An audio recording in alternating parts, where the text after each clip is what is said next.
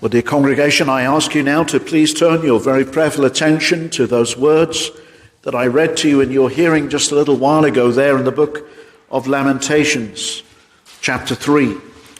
We arrive this morning in our week-by-week consecutive ministry going through the book of Lamentations in the third chapter of the book of Lamentations, a book that is greatly neglected in the day and age in which we live. So few Christians know the book of Lamentations.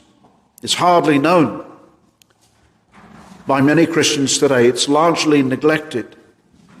And with the Lord's help, we want to consider verses 1 to the verse 24 this morning.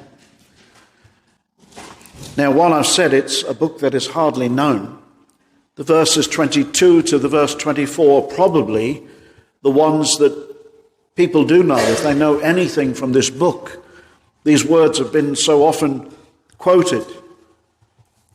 We read, "It is of the Lord's mercies that we are not consumed, because his compassions fail not. They are new every morning. Great is thy faithfulness." Perhaps those words, and even the verse 24, "The Lord is my portion, and the Lord is my strength," also found in the Psalm 16, quoted by David. Those perhaps are well known, but the book itself is hardly known.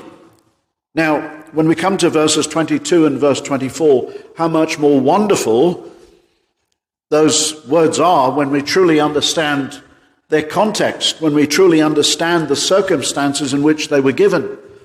Very often people would take a verse out of Scripture and just apply it to themselves. But we're more right.